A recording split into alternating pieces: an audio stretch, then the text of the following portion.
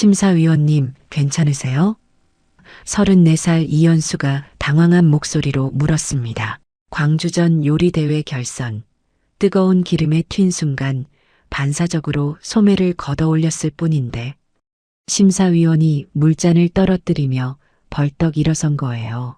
저 반달 흉터, 그의 떨리는 손가락이 연수의 왼팔을 가리켰습니다. 30년 전 지리산 캠핑장에서 옆에 앉은 우아한 부인도 함께 오열하기 시작했어요. 선아야, 우리 선아, 도대체 무슨 일일까요? 전 요리대회에 참가했을 뿐인데 왜 이 부부는 연수를 보며 30년을 찾았다고 울고 있는 걸까요? 그리고 그들이 부르는 선아는 누구일까요? 그 전에 잠깐 이 영상이 마음에 드셨다면 구독과 좋아요 부탁드리며 지금 어디에서 시청하고 계신지 댓글로 남겨주세요. 여러분의 이야기도 듣고 싶습니다. 그럼 지금부터 시작되는 이야기 속으로 함께 들어가 볼까요? 새벽 5시 광주 대인시장은 벌써 깨어나고 있었습니다. 야채 트럭이 골목을 메우고 상인들의 구수한 사투리가 이른 아침 공기를 채웠어요. 시장 한쪽 모퉁이에 자리한 작은 전집 앞에서 34살 이연수가 셔터를 올리고 있었습니다. 30년을 넘게 이 동네에서 살았지만 여전히 새벽 출근길은 조금 외로웠어요. 긴팔 작업복을 단정히 입은 연수는 가게 안으로 들어가 불을 켰습니다. 복순이네 전집이라는 간판이 형광등 빛에 환하게 드러났어요. 연수는 능숙한 손놀림으로 반죽을 준비하기 시작했습니다. 밀가루와 물을 섞고 파를 썰고 김치를 다지는 손길이 익숙했어요. 이 일을 시작한 지 벌써 10년이 넘었죠. 78세 김복순 할머니와 함께 운영하는 이 작은 전집이 연수에게는 전부였습니다. 가게 한쪽에는 할머니가 직접 담근 김치며 장아찌가 담긴 항아리들이 줄지어 있었어요. 오전 6시쯤 되자 단골 손님들이 하나 둘 들어오기 시작했습니다. 연수야, 오늘도 빈대떡 2인분. 생선가게 아주머니가 활기찬 목소리로 주문했어요. 네 이모, 금방 부쳐드릴게요. 연수가 환하게 웃으며 대답했습니다. 뜨거운 철판 위에 반죽을 올리고 주걱으로 동그랗게 펴는 동안 연수는 문득 왼팔 소매를 확인했어요. 혹시라도 소매가 올라가지 않았나 신경이 쓰였습니다. 여름에도 긴 팔을 고집하는 연수를 이상하게 여기는 사람들도 있었지만 아무도 이유를 묻지는 않았어요. 그저 연수의 성격이려니 했죠. 철판에서 지글지글 소리를 내며 빈대떡이 익어가는 동안 연수는 창밖을 바라봤습니다. 시장 골목을 오가는 사람들, 짐을 나르는 아저씨들, 채소를 다듬는 아주머니들, 이 모든 게 연수의 일상이었어요. 특별할 것 없지만 평온한 하루하루였습니다. 오전 장사가 끝나갈 무렵 함께 일하는 미영이 가게로 들어왔어요. 연수야, 우편물 왔더라. 미영이 하얀 봉투를 흔들며 신나게 말했습니다. 뭔데요? 연수가 고개를 갸웃거리며 물었어요. 전라도 전통전 요리 대회래. 본선 진출 축하한다는데? 미영의 목소리가 점점 커졌습니다. 연수는 멍하니 봉투를 받아들었어요. 한 달쯤 전에 할머니가 권해서 신청했던 대회였는데 설마 본선까지 올라올 줄은 몰랐죠. 광주 김대중 컨벤션 센터. 다음 주 토요일 오후 2시. 연수가 서류를 읽으며 중얼거렸습니다. 대박이다 진짜 대상 1000만 원이야. 미영이 옆에서 뛸듯이 기뻐했어요. 가야지 당연히 안 가려고. 연수는 말없이 서류를 내려다봤습니다. 무대 위에 서서 많은 사람들 앞에서 요리를 한다는 게 왠지 두려웠어요. 사람들이 많이 볼 텐데 연수가 조심스럽게 말했습니다. 그래서 어때? 요리만 잘하면 되는 거지. 미영이 대수롭지 않게 말했지만 연수의 표정은 여전히 굳어 있었어요. 점심시간이 지나고 손님이 뜸해지자 연수는 앞치마를 벗고 할머니 가게로 향했습니다. 시장 반대편 구석에 있는 작은 반찬 가게였어요. 할머니, 연수가 가게 문을 열며 불렀습니다. 김복순 할머니는 김치를 담그고 계셨어요. 허리가 많이 굽었지만 여전히 부지런한 손놀림이었습니다. 왔니? 밥은 먹었고? 할머니가 주름진 얼굴에 미소를 지으며 물었어요. 네, 먹었어요. 할머니 이거 보세요. 연수가 봉투를 내밀었습니다. 할머니는 안경을 찾아 쓰고 서류를 읽기 시작했어요. 본선이라 우리 연수 대단한데. 할머니의 목소리에 자부심이 묻어났습니다. 꼭 나가봐라. 상금도 타고 우리 가게 이름도 알리고. 할머니가 연수의 손을 꼭 잡았어요. 연수는 할머니의 거친 손을 바라봤습니다. 30년을 넘게 이 손이 자신을 키워줬어요. 기억도 없는 어린 시절부터 지금까지 한결같이 곁을 지켜준 유일한 가족이었죠. 할머니가 있어서 제가 여기까지 왔어요. 연수가 조용히 말했습니다. 무슨 소리야. 내가 착하고 성실해서 그렇지. 할머니가 손녀의 머리를 쓰다듬었어요. 오후 햇살이 작은 가게 안으로 비스듬히 들어왔습니다. 먼지가 햇빛에 반짝이며 천천히 떠다니는 모습이 평화로웠어요. 연수는 이 순간이 영원했으면 좋겠다고 생각했습니다. 변화도 없고 파란도 없는 평범한 일상이 때로는 가장 큰 행복이니까요. 저녁 무렵 전집으로 돌아온 연수는 마지막 손님을 받으며 하루를 정리했습니다. 설거지를 하고 테이블을 닦고 내일 쓸 재료를 준비하는 동안 연수의 머릿속에는 대회 생각이 떠나지 않았어요. 과연 잘할 수 있을까? 실수하면 어쩌지? 사람들 앞에 서는 게 떨리는데. 온갖 걱정이 꼬리를 물었습니다. 하지만 할머니의 기대 어린 눈빛을 떠올리니 포기할 수는 없었어요. 한번 해보자. 그냥 평소처럼만 하면 돼. 연수는 스스로에게 다짐하며 가게 불을 껐습니다. 어둠 속에서 복순이네 전집 간판만이 희미하게 빛나고 있었어요. 내일도 모레도 이 자리에서 묵묵히 전을 부칠 연수였지만 다음 주 토요일만큼은 조금 다른 무대에 서게 될 것입니다.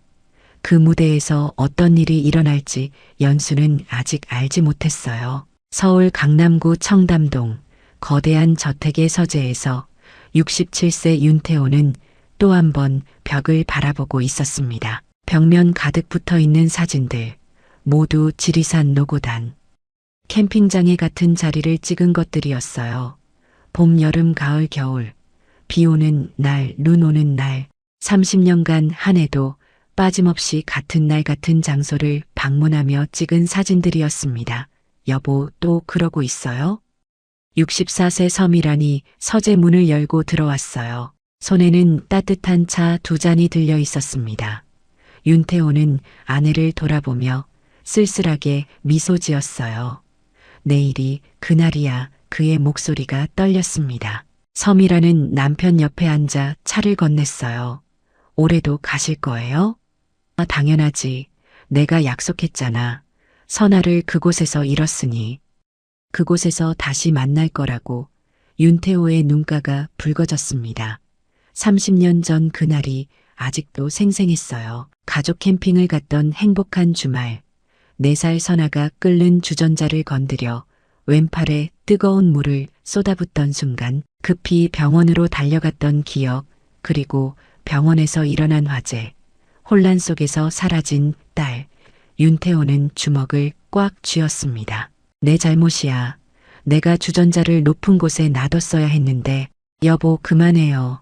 당신 잘못 아니에요. 서미란이 남편의 손을 감싸 쥐었어요. 이튿날 새벽 윤태호 부부는 지리산으로 향했습니다. 37살 아들 윤지훈도 함께였어요. 아버지, 올해는 제가 운전할게요. 지훈이 운전대를 잡으며 말했습니다. 차 안은 조용했어요. 세 사람 모두 무거운 마음을 안고 있었죠. 몇 시간을 달려 노고단 캠핑장에 도착했을 때는 오전 10시쯤이었습니다. 윤태호는 천천히 차에서 내려 익숙한 길을 걸었어요. 초록색 텐트를 치곤 했던 그 자리, 계곡물 소리가 들리는 그곳. 선아야, 아빠가 또 왔어. 윤태호가 무릎을 꿇고 땅바닥을 쓰다듬었습니다. 미안하다. 널 지키지 못해서. 서미란도 옆에 무릎을 꿇었어요. 두 사람은 한참을 그렇게 앉아 있었습니다. 형님, 전화 왔습니다. 지훈이 조심스럽게 아버지에게 휴대폰을 건넸어요. 누구야? 장석진 전무님입니다. 윤태호의 표정이 굳어졌습니다. 65세 장석진은 대한제분의 전무이자 오랜 동료였지만 최근 들어 윤태호를 압박하는 일이 잦아졌어요. 여보세요. 윤태호가 차갑게 받았습니다. 회장님, 내일 이사회가 있습니다. 꼭 참석하셔야 합니다. 장석진의 목소리가 날카로웠어요. 알고 있네. 참석하겠네, 회장님. 요즘 회사 일에 너무 소홀하십니다. 개인 사정 때문에 회사를 흔들어서는 자네가 뭘 안다고. 그런 말을 하나 윤태호가 전화를 끊어버렸습니다. 서미란이 걱정스러운 눈빛으로 남편을 바라봤어요. 회사 일 괜찮아요? 괜찮아. 장석진이 요즘 좀 설치는데. 내가 알아서 할 거야. 윤태호가 대답했지만 목소리에 확신이 없었습니다. 사실 장석진은 점점 더 노골적으로 회장 자리를 노리고 있었어요. 이사진을 포섭하고 주주들을 만나며 윤태호를 흔들고 있었죠. 아버지가 너무 선아 찾는 일에만 매달린다. 회사 경영을 제대로 못한다. 이런 소문을 퍼뜨리고 있었습니다. 윤태호는 이 모든 걸 알고 있었지만 딸을 찾는 일만큼은 포기할 수 없었어요. 며칠 후 대한제분 회장실에서 윤태호는 비서에게 지시했습니다. 다음 주 토요일 일정 비워둬, 회장님. 그날은 주주총회 준비회의가 있습니다. 취소하게. 전라도에 갈 일이 있어. 비서가 당황하며 물었어요. 무슨 일이신지. 전라도 전통전 요리. 대회, 우리 회사가 밀가루 협찬하는 행사지. 심사위원으로 참석하겠네. 윤태호가 서류를 넘기며 말했습니다. 사실 이 대회는 매년 열리는 행사였지만 윤태호가 직접 참석한 적은 없었어요. 그런데 올해는 달랐습니다. 어떤 예감 같은 게 있었죠. 그날 저녁 집으로 돌아온 윤태호는 서재에서 오래된 상자를 꺼냈습니다. 선아가 4살 때까지 입었던 옷가지들, 신발들, 장난감들이 고스란히 담겨 있었어요. 이 아이가 지금 34살이면 윤태호가 중얼거렸습니다. 어떤 모습일까? 나를 닮았을까? 미란을 닮았을까? 서미란이 서재로 들어와 남편 옆에 앉았어요. 여보, 이번 대회에 왜 가시려는 거예요? 모르겠어. 그냥 가야 할 것 같아. 윤태호가 아내의 손을 잡았습니다. 30년을 찾았는데 이제 그만 포기하라는 사람들도 있어. 하지만 난 못해. 내 딸을 포기할 수 없어. 서미란이 남편을 꼭 안았어요. 두 사람은 한참을 그렇게 있었습니다. 드디어 토요일이 밝았습니다. 연수는 새벽부터 일어나 준비를 시작했어요. 손에 익은 빈대떡 반죽을 정성껏 만들고 재료들을 꼼꼼히 챙겼습니다. 연수야, 긴장하지 마. 할머니가 손녀의 어깨를 다독이며 말했어요. 내 실력이면 충분해. 평소처럼만 해. 네 할머니, 다녀올게요. 연수가 긴팔 셔츠를 단정히 입고 집을 나섰습니다. 김대중 컨벤션 센터에 도착하니 이미 많은 사람들이 모여 있었어요. 로비에는 예선을 통과한 20명의 참가자들이 모여 있었습니다. 사람 진짜 많다. 연수가 작게 중얼거렸어요. 참가자 여러분 주목해 주세요. 진행요원이 마이크를 잡았습니다. 예선을 통과하신 20분 중에서 최종 5분을 선발합니다. 지금부터 서류 심사 결과를 발표하겠습니다. 연수는 가슴이 두근거렸어요. 손에 땀이 났습니다. 참가번호 5번 이연수님, 연수의 이름이 불렸을 때 다리에 힘이 풀렸어요. 참가번호 12번, 17번, 19번, 23번, 총 5명의 이름이 호명됐습니다. 축하드립니다. 5분께서 결선에 진출하셨습니다. 떨어진 참가자들이 아쉬워하며 자리를 떠났어요. 연수는 긴장한 표정으로 다른 결선 진출자들을 바라봤습니다. 결선 방식을 설명드리겠습니다. 진행요원이 무대를 가리켰어요. 5분이 동시에 무대에 올라 각자 조리대에서 요리하십니다. 시간은 40분. 심사위원분들께서 조리 과정과 완성된 음식을 모두 평가하십니다. 연수는 무대를 올려다봤습니다. 5개의 조리대가 일렬로 놓여 있었어요. 각 조리대마다 가스레인지와 조리 도구들이 준비되어 있었습니다. 관객 여러분을 모시겠습니다. 아나운서의 목소리가 울려 퍼지자 객석 문이 열렸어요. 사람들이 우르르 들어와 자리를 채웠습니다. 300명은 좋게 되어 보였어요. 연수는 숨이 막히는 것 같았습니다. 심사위원분들을 소개하겠습니다. 조명이 심사석을 비췄어요. 전라도 향토 음식 연구가 김영란 선생님, 미슐랭 셰프 박철수님, 전통시장 상인회장, 최순자님, 푸드 칼럼니스트 이미영님, 한 명씩 소개될 때마다 박수가 터졌습니다. 그리고 오늘 대회의 주심을 맡아주실 대한제분 윤태호 회장님, 윤태호가 일어나 정중히 인사했어요. 회색빛 머리에 단정한 정장 차림의 그는 위엄이 느껴졌습니다. 연수는 저 사람이 자신을 평가할 거라는 생각에 긴장이 더 심해졌어요. 심사석 바로 뒤 가족석에는 서미란과 윤지훈도 앉아 있었습니다. 자, 그럼 결선 참가자 5분을 모시겠습니다. 아나운서가 손짓했어요. 연수는 다른 참가자들과 함께 무대로 올라갔습니다. 조명이 환하게 비치고 수백 개의 시선이 느껴졌어요. 연수는 참가번호 5번이라 무대 중앙에 가까운 조리대를 배정받았습니다. 심사석이 정면으로 보이는 위치였어요. 각자 준비한 재료를 조리대에 세팅해 주세요. 진행요원의 안내에 따라 연수는 가져온 재료들을 꺼내 정리했습니다. 옆 조리대의 참가자들도 분주하게 움직였어요. 준비되셨습니까? 그럼 시작하겠습니다.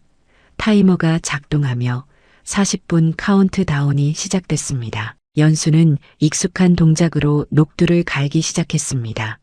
옆에서는 다른 참가자가 파전을 준비하고 있었고 또 다른 참가자는 김치전을 만들고 있었어요. 5개의 조리대에서 동시에 지글지글 소리가 났습니다. 연수는 숙주를 다듬고 김치를 썰었어요. 평소 하던 대로 움직이니 긴장이 조금 풀렸습니다. 철판에 기름을 두르고 온도를 확인했어요. 적당히 달궈지자 반죽을 올렸습니다. 동그랗게 펴고 김치를 얹고 다시 반죽을 덮었어요. 전이 익어가는 동안 연수는 무의식적으로 이마에 땀을 닦았습니다. 5개의 조리대에서 동시에 요리가 진행되니 무대 위 온도가 높았어요. 심사위원석에서 윤태호는 5명의 참가자를 번갈아 보고 있었습니다. 각자의 손놀림과 요리 과정을 꼼꼼히 관찰했어요. 연수의 조리대를 볼 때마다 뭔가 마음에 드는 느낌이었습니다. 능숙하면서도 정성스러운 손길이었어요. 저 참가번호 5번 분 괜찮은데요? 옆에 김영란이 작게 말했습니다. 내 손놀림이 베테랑이네요. 윤태호가 고개를 끄덕이며 연수를 주시했어요. 그때였습니다. 연수의 철판에서 기름이 튀어 올랐어요. 뜨겁게 달궈진 기름. 방울이 연수의 왼팔로 날아왔습니다. 앗, 연수가 작은 비명을 질렀어요. 반사적으로 연수는 왼손으로 소매를 걷어 올렸습니다.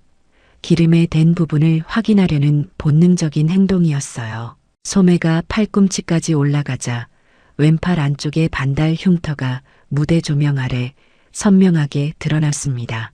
초승달처럼 휜 곡선이 뚜렷했어요. 심사위원석의 윤태호는 그 순간 숨이 멎는 것 같았습니다. 손에 들고 있던 물잔이 손가락 사이로 미끄러져 바닥으로 떨어졌어요. 쨍그랑 유리가 깨지는 날카로운 소리가 홀을 가득 채웠습니다. 물이 테이블 위로 쏟아졌지만 윤태호는 전혀 신경 쓰지 않았어요. 그의 시선은 연수의 왼팔에 고정되어 있었습니다. 저 흉터, 윤태호가 떨리는 목소리로 중얼거렸어요.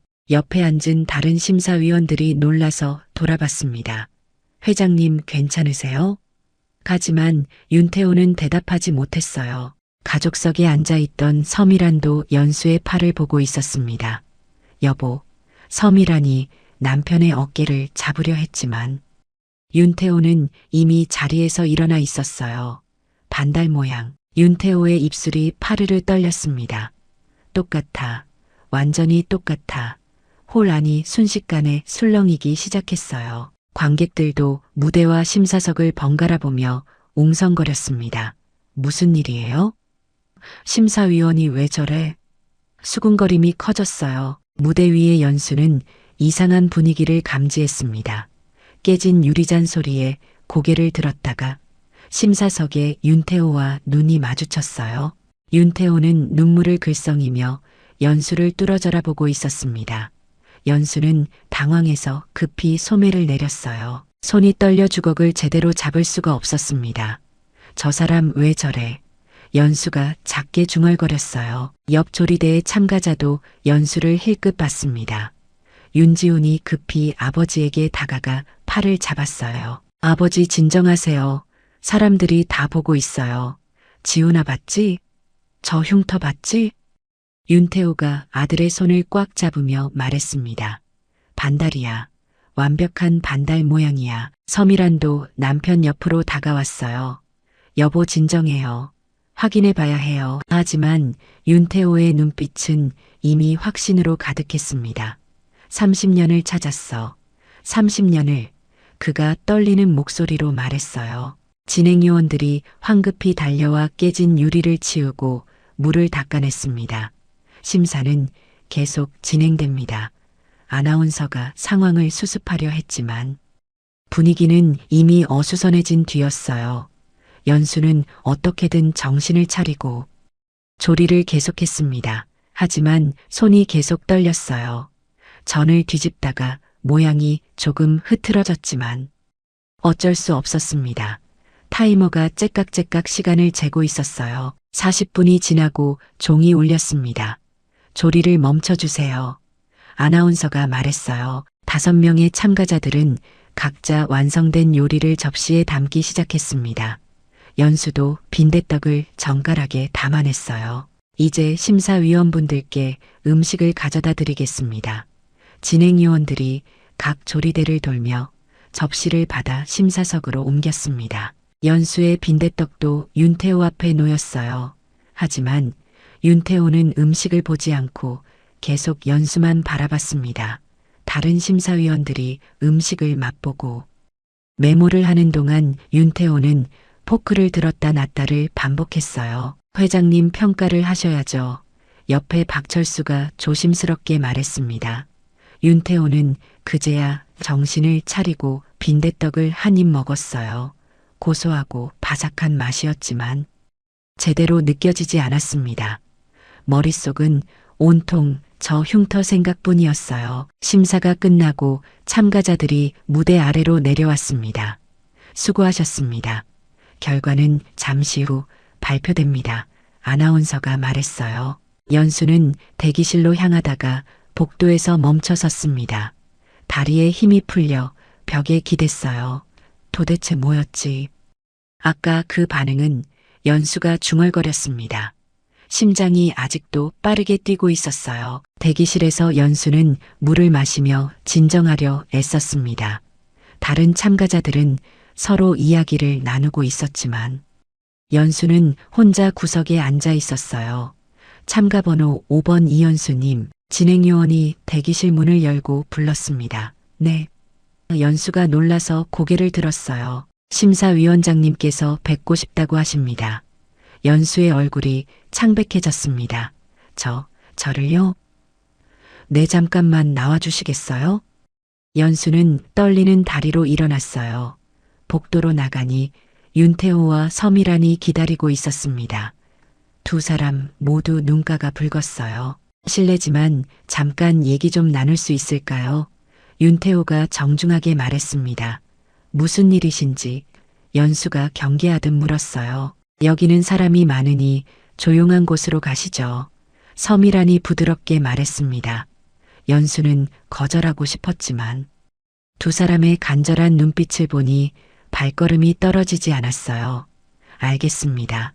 세 사람은 컨벤션 센터 내부의 조용한 라운지로 이동했습니다. 한적한 소파에 마주 앉았어요. 윤태호는 한참을 말을 잇지 못했습니다. 손이 떨려 무릎 위에 올려놓고 꽉 쥐고 있었어요. 혹시 당신 팔의 흉터는 어떻게 생긴 건가요? 윤태호가 조심스럽게 물었습니다. 연수가 반사적으로 왼팔을 감쌌어요. 제 개인적인 일인데 부탁입니다. 대답해 주세요. 윤태호의 목소리가 절박했습니다. 연수는 잠시 망설이다 입을 열었어요. 잘 모르겠어요. 어릴 때 다쳤다고만 들었어요. 몇 살 때죠? 서미란이 앞으로 몸을 기울이며 물었습니다. 기억이 안 나요. 제가 4살 이전 기억이 전혀 없거든요. 연수의 대답에 두 사람이 동시에 숨을 멈췄어요. 서미란의 손이 입을 가렸습니다. 혹시 부모님은? 윤태호가 떨리는 목소리로 물었어요. 몰라요. 저는 보호소 출신이에요. 연수가 고개를 숙이며 말했습니다. 할머니가 저를 걷어주셨어요. 김복순 할머니가 제 전부예요. 윤태호가 가방에서 낡은 사진을 꺼냈습니다. 이 아이를 아십니까? 사진 속에는 4살쯤 된 여자아이가 있었어요. 왼팔에 붕대를 감고 있었습니다. 연수는 사진을 들여다봤어요. 누구죠? 제 딸입니다. 윤태호의 목소리가 갈라졌습니다. 이선아 30년 전에 잃어버렸어요. 연수의 손이 떨리기 시작했습니다. 지리산 캠핑장에서 끓는 물에 대어 왼팔에 반달 모양 흉터가 생겼습니다. 윤태호가 계속 말했어요. 병원에 갔다가 화재가 났어요. 그 혼란 속에서 아이가 사라졌죠. 연수는 숨이 막히는 것 같았습니다. 그래서 제가 그 딸이라고요? DNA 검사를 해보면 알 수 있습니다. 서미란이 간절한 목소리로 말했습니다. 제발 검사만 받아주세요. 만약 아니라면 저희가 물러날게요. 연수는 혼란스러웠어요. 저는 이연수예요. 30년 넘게 이연수로 살았어요. 당신 나이가 34살이죠? 윤태호가 물었습니다. 네, 선아도 올해 34살이에요. 서미란이 눈물을 흘렸어요. 연수는 고개를 저었습니다. 이런 일 처음 들어요. 저는 그냥 평범하게 살고 싶어요. 연수가 일어서려 하자 윤태호가 연수의 손을 잡았어요. 부탁입니다. 30년을 찾았어요. 그의 눈에서 눈물이 주르륵 흘러내렸습니다. 단 하루도 당신을 잊은 적이 없어요. 매년 그 캠핑장에 갔어요. 당신을 기다리면서. 연수는 그 눈물을 보고 마음이 흔들렸어요. 생각할 시간을 주세요. 연수가 작게 말했습니다. 네, 천천히 생각하세요. 윤태호가 명함을 건넸어요. 연락 기다리겠습니다. 그날 저녁 집으로 돌아온 연수는 할머니에게 모든 걸 얘기했습니다. 할머니는 말없이 듣고 있었어요. 할머니 저 어떡해요? 연수가 할머니 품에 안겼습니다. 검사 받아봐라. 할머니가 손녀의 등을 토닥이며 말했어요. 만약 정말 내 부모라면 알아야지. 하지만 할머니는요? 저 할머니 떠나기 싫어요. 연수가 울먹였습니다. 나는 괜찮아. 할머니가 미소 지었지만 목소리가 떨렸어요. 내가 행복하면 그걸로 됐어. 연수는 할머니를 꼭 안았습니다. 두 사람은 한참을 그렇게 있었어요. 며칠 후 연수는 윤태호에게 전화를 걸었습니다. 검사 받겠습니다. 연수의 목소리가 떨렸어요. 정말입니까? 감사합니다. 윤태호의 목소리에 희망이 넘쳤습니다. 약속된 날 연수는 병원에 갔어요. 윤태호 부부가 이미 와 있었습니다. 와주셔서 감사합니다. 윤태호가 깊이 고개를 숙였어요. 검사는 간단했습니다. 체열을 하고 몇 가지 질문에 답하면 끝이었어요. 결과는 일주일 후에 나옵니다. 의사가 설명했습니다. 검사를 마치고 복도로 나오는데 윤태호가 제안했어요. 혹시 시간 되시면 함께 지리산에 가보지 않겠습니까? 지리산요? 연수가 되물었습니다. 내 선아가 다쳤던 캠핑장이에요. 서미란이 설명했어요. 혹시 기억이 날지도 몰라요. 연수는 망설였지만 뭔가 끌리는 느낌이 있었습니다. 알겠습니다. 주말에 네 사람은 지리산으로 향했어요. 윤지훈도 함께였습니다. 처음 뵙겠습니다. 저는 윤지훈입니다. 지훈이 정중하게 인사했어요. 이연수입니다. 연수가 어색하게 대답했습니다. 차가 출발하자 연수는 창밖을 바라봤어요. 도시를 벗어나 산으로 향하는 길, 왠지 익숙한 느낌이 들었습니다. 지리산에 가까워질수록 연수의 가슴이 두근거렸습니다. 산의 모양, 구불구불한 도로, 계곡의 소리, 모든 게 낯설지 않았어요. 여기에요. 윤태호가 캠핑장 입구를 가리켰습니다. 차에서 내린 순간 연수는 멈춰 섰어요. 소나무 냄새가 코끝을 스쳤습니다. 계곡물 소리가 귀에 익숙하게 들렸어요. 이곳, 연수가 중얼거렸습니다. 저 이곳 알아요. 윤태호와 서미란이 동시에 연수를 바라봤습니다. 연수의 다리가 저절로 움직이기 시작했어요. 특정 방향으로 걸어가고 있었습니다. 저 나무, 연수가 큰 소나무를 가리켰어요. 저기 옆이요. 연수는 그 자리로 걸어갔습니다. 무의식적으로 땅바닥을 내려다봤어요. 여기, 맞아요. 윤태호가 뛰어왔습니다. 여기가 우리가 텐트 쳤던 자리예요. 서미란도 달려와 연수를 바라봤어요. 선아, 정말 우리 선아구나. 연수는 그 자리에 주저앉았습니다. 계곡물 소리가 더 크게 들렸어요. 머릿속에 무언가가 스치고 지나갔습니다. 초록색 천 웃는 얼굴들, 뜨거운 통증, 아파. 연수가 왼팔을 움켜쥐었어요. 엄마 아파. 그 순간 서미란이 연수를 꼭 안았습니다. 그래, 엄마야, 엄마가 여기 있어. 윤태호도 두 사람을 감싸 안았어요. 선아야, 미안해. 정말 미안해. 연수는 왜인지 눈물이 났습니다. 기억은 명확하지 않았지만 이 품이 낯설지 않았어요. 따뜻하고 안전한 느낌이었습니다. 윤지우는 멀리서 그 장면을 바라보며 눈물을 닦았어요. 캠핑장에 봄바람이 불어왔습니다. 소나무 가지가 흔들리고 계곡물이 졸졸 흐르는 소리만 들렸어요. 집에 가자 윤태호가 연수의 머리를 쓰다듬으며 말했습니다. 우리 집으로. 연수는 고개를 끄덕였어요. 아직 DNA 결과는 나오지 않았지만 마음은 이미 알고 있었습니다. 이곳이 자신이 잃어버렸던 시작점이라는 것을. 일주일 후 병원에서 전화가 왔습니다. 검사 결과가 나왔습니다. 의사의 목소리였어요. 윤태호 가족과 연수는 모두 병원으로 향했습니다. 진료실 문을 열고 들어가자 의사가 서류를 펼쳐 보였어요. 친자 확률 99점. 999%입니다. 의사가 또박또박 말했습니다. 의학적으로 확실한 부녀 관계입니다. 윤태호가 무릎을 꿇으며 오열했어요. 선아야, 정말 우리 딸이구나. 서미란도 연수를 꼭 안았습니다. 찾았어. 드디어 찾았어. 연수는 멍하니 서류를 바라봤어요. 자신이 정말 이선아라는 사실이 믿기지 않았습니다.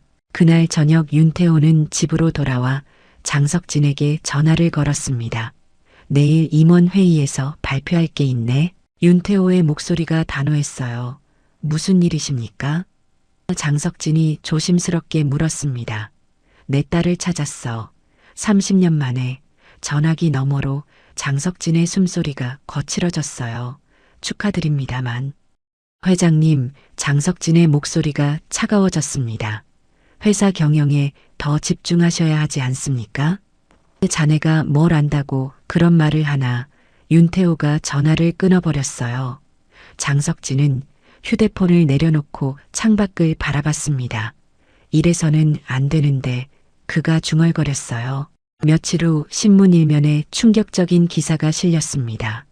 윤태호 회장 숨겨둔 딸 논란, 불륜설 의혹, 자극적인 제목이었어요. 기사에는 연수가 윤태호의 혼외자식이라는 내용이 담겨 있었습니다.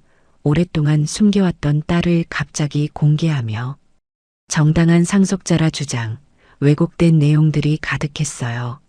연수는 아침에 가게로 출근하다가 신문 가판대에서 자신의 사진을 봤습니다.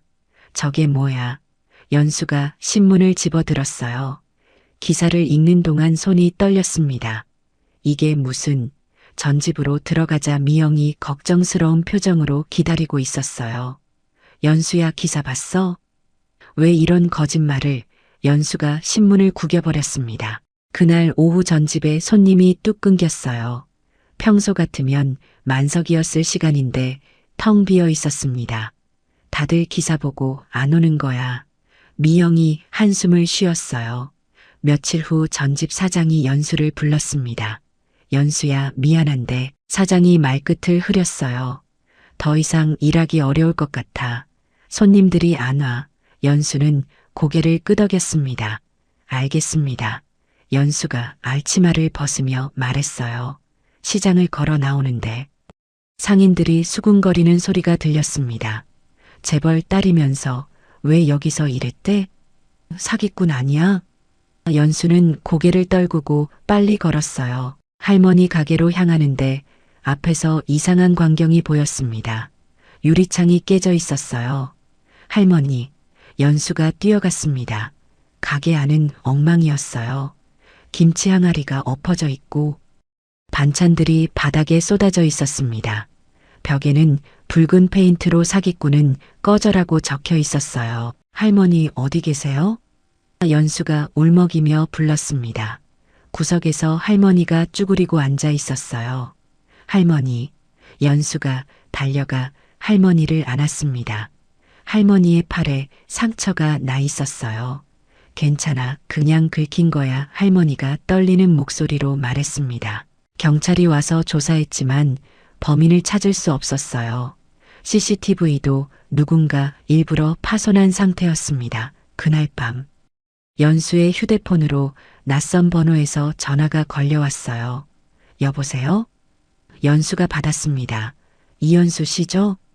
변조된 목소리였어요. 조용히 사라지세요.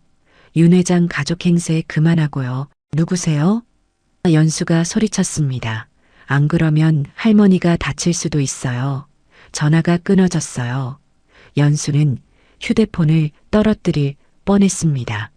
즉시 윤지훈에게 연락했어요. 오빠, 누군가 할머니를 협박해요. 당장 할머니 모시고 우리 집으로 오세요.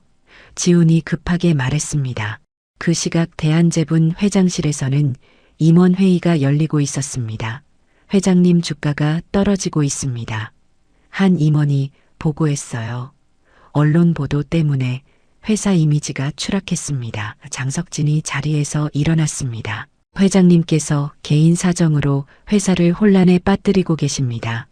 그가 날카롭게 말했어요. 경영 일선에서 물러나시는 게 어떻습니까? 다른 임원들도 고개를 끄덕였습니다. 윤태호는 주먹을 꽉 쥐었어요. 자네가 언론에 흘린 거지? 무슨 말씀이십니까? 장석진이 시치미를 뗐습니다. 증거가 있습니까? 윤태호는 대답할 수 없었어요. 그날 저녁 윤태호의 집에서 가족회의가 열렸습니다. 연수와 할머니도 함께였어요. 이건 조직적인 음모예요. 지훈이 말했습니다. 장석진 전무가 배우일 가능성이 높아요. 하지만 증거가 없어. 윤태호가 한숨을 쉬었습니다. 연수가 조용히 말했어요. 제가 없어지면 모든 게 해결되지 않을까요? 무슨 소리야? 지훈이 소리쳤습니다. 누나는 우리 가족이야. 서미란이 연수의 손을 잡았어요. 절대 안 돼. 30년 만에 찾았는데. 할머니가 연수를 보며 말했습니다. 도망치는 거니 싸우는 거니? 연수는 할머니의 눈을 바라봤어요. 싸워야죠. 연수가 고개를 끄덕였습니다. 며칠 후 사설탐정이 윤태호에게 보고했습니다. 30년 전 병원 화재 당시 환자 이송 담당이었던 사람을 찾았습니다. 누구지? 윤태호가 몸을 앞으로 기울였어요. 장현우, 장석진 전무의 조카입니다. 뭐라고? 윤태호의 눈이 커졌습니다. 지금 어디 있나? 경기도 외곽 요양원에 있습니다. 치매를 앓고 있다고 합니다. 윤태호는 즉시 일어났어요. 지금 당장 가자. 다음 날 새벽 윤태호와 연수는 요양원으로 향했습니다. 복도 끝. 병실에서 60세쯤 되어 보이는 남자가 휠체어에 앉아 창밖을 보고 있었어요. 장현우 씨죠? 윤태호가 조심스럽게 다가갔습니다. 장현우가 천천히 고개를 돌렸어요. 흐릿한 눈빛이었습니다. 30년 전 병원 화재 기억나십니까? 윤태호가 물었습니다. 장현우의 눈에 뭔가가 스쳤어요. 그가 중얼거렸습니다. 반달 흉터 그래요. 이 사람이 그 아이예요. 윤태호가 연수를 가리켰습니다. 장현우가 연수를 보더니 갑자기 울기 시작했어요. 미안해요. 정말 미안해요. 무엇이 미안하십니까? 연수가 물었습니다. 삼촌이 시켰어요. 장현우가 떨리는 목소리로 말했어요. 아이를 다른 병원으로 보내라고, 신원을 알 수 없다고 하라고. 윤태호가 장현우의 어깨를 잡았습니다. 계속 말해주세요. 그런데 장현우가 가슴을 움켜쥐었어요. 그가 쓰러졌습니다. 간호사, 연수가 소리쳤어요. 의료진이 달려왔지만 장현우는 이미 의식을 잃은 상태였습니다. 심장마비입니다. 의사가 진단했어요. 유일한 증인이 쓰러진 것입니다. 장현우가 의식을 잃은 다음 날 뜻밖의 전화가 걸려왔습니다. 윤지훈 상무님이시죠? 낯선 여자 목소리였어요. 네, 누구십니까? 저는 장현우의 전처입니다. 지훈이 긴장했어요. 남편이 남긴 게 있어요. 일기장입니다. 만나 뵐 수 있을까요? 지훈이 급하게 물었습니다. 다음 날 조용한 카페에서 만났어요. 50대 중반의 여자가 낡은 가방을 테이블 위에 올려놓았습니다. 이게 전부예요. 가방에서 두꺼운 공책들이 나왔어요. 30년 동안 매일 썼어요. 죄책감 때문에 지훈이 떨리는 손으로 첫 페이지를 펼쳤습니다. 오늘 끔찍한 일을 저질렀다. 병원 화재 혼란 속에서 4살짜리 여자아이를 다른 병원으로 옮겼다. 왼팔에 반달 흉터가 있는 아이였다. 삼촌이 시킨 일이지만 내 손으로 한 것이다. 일기를 읽는 지훈의 눈에서 눈물이 흘렀어요. 이것만 있으면 됩니다. 지훈이 일기장을 가방에 넣었습니다. 고맙습니다. 그날 저녁 윤태호의 집에 모두 모였어요. 일기장을 돌려보며 모두 울었습니다. 이제 잔거가 있어. 윤태호가 주먹을 쥐었어요. 장석진을 끝장내겠어. 하지만 그때 초인종이 울렸습니다. 문을 열자 장혜리가 서 있었어요. 들어가도 될까요? 그녀의 얼굴은 창백했습니다. 거실에 앉은 장혜리가 서류 뭉치를 꺼냈어요. 아버지가 한 일들이에요. 그녀의 목소리가 떨렸습니다. 횡령, 뇌물, 주가 조작, 서류를 펼치자 장석진의 비리가 낱낱이 드러났어요. 왜 이걸? 윤태호가 물었습니다. 잘못된 거예요? 아버지가 하신 일이. 혜리가 눈물을 흘렸어요. 연수 언니한테 너무 미안해요. 연수가 혜리의 손을 잡았습니다. 고마워요. 용기 내줘서. 이튿날 윤태호는 검찰에 모든 장거를 제출했어요. 장현우의 일기장, 송금 내역, 장석진의 비리 서류까지. 일주일 후 장석진이 구속됐습니다. 대한제분 전무 장석진 횡령 및 아동유기 방조 혐의로 구속. 뉴스가 대서특필했어요. 법정이 열렸습니다. 방청석에는 윤태호 가족이 앉아 있었어요. 장석진이 수갑을 찬 채 들어왔습니다. 한때 날카롭던 그의 눈빛은 힘을 잃었어요. 검사가 잔거를 제시했습니다. 피고인은 30년 전부터 조카 장현우에게 매월 거액을 송금했습니다. 통장 내역이 화면에 떠올랐어요. 이는 입막음 비용이었습니다. 장현우의 일기장이 낭독됐습니다. 삼촌이 시켰다. 회장 자리를 노리고 있었다. 방청석이 술렁였어요. 판사가 장석진을 보며 물었습니다. 할 말이 있습니까? 장석진이 천천히 고개를 들었어요. 모든 걸 인정합니다. 그의 목소리가 잠겼습니다. 욕심이 저를 망쳤습니다. 장석진이 윤태호를 바라봤어요. 형님 미안합니다. 그가 고개를 숙였습니다. 판사가 판결을 내렸어요. 피고인에게 징역 10년을 선고합니다. 법정을 나서는 장석진이 연수를 보며 입을 열었습니다. 정말 미안해요. 연수는 아무 말 없이 고개만 끄덕였어요. 용서는 아직이었지만 증오는 사라졌습니다. 며칠 후 윤태호는 기자회견을 열었어요. 제 딸 이선아를 찾았습니다. 연수가 윤태호 옆에 섰습니다. 30년 동안 이연수로 살아왔지만 저는 이선아이기도 합니다. 연수가 당당하게 말했어요. 이번에는 반팔을 입고 있었습니다. 왼팔의 반달 흉터가 카메라 플래시에 선명하게 드러났어요. 이 흉터는 제가 집으로 돌아오게 해준 표지판이었습니다. 기자들이 박수를 쳤습니다. 1년이 흘렀습니다.